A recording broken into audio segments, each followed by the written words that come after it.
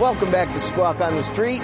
Well, today's Wednesday edition of the Santelli Exchange, well, I guess we're going to call it Shades of Gray. And maybe it won't be as exciting as the book, but to some of us, it is. You know, we wrap up and you look at the G7 statement or you look forward to the G20 meeting. There is a topic that, of course, has been very up front in traders' minds down here because we have FX bits, foreign exchange trading, but it's now really made it to the total consciousness of all economists and analysts, and that, of course, is currencies and currency manipulation. Shades of gray. If we look at some of the G7 statements, our representative from Treasury, Ms. Bernard, she basically said, listen, I'm all for what Japan's doing. They're trying to help their economy. If we look back in time, we know that Ben Bernanke 10 years ago outlined a course pretty much that Japan is taking today as the right way to proceed.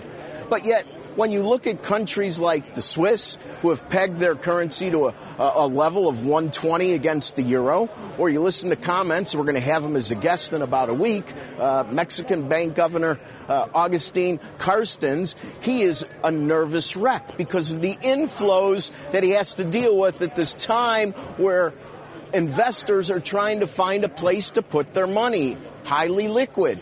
But what is the difference between outright currency manipulation versus the collateral damage to one's currency based on central bank programs? Well, in my mind, very little. But obviously, in the minds of many leaders of G7 developed economies, there's a huge distinction. I think back a couple of years when quantitative easing was playing havoc with the dollar, softening up because it is the collateral damage in this instance. And the world was very distressed about its impact on food prices. Well, Ben Bernanke doesn't need to worry much anymore because we have now taken the issues against Ben Bernanke and they've really gone more global. And the Japanese are the biggest offenders. But in the end, when you don't have a standard and you have printing and fiat currency, what level of value is real? I'm sorry, I think that distinction between collateral damage and outright manipulation is absolutely malarkey. And in terms of Jack Lew, we're going to be coming up to his hearing shortly. Cayman Islands. Listen, maybe nobody out there cares but me.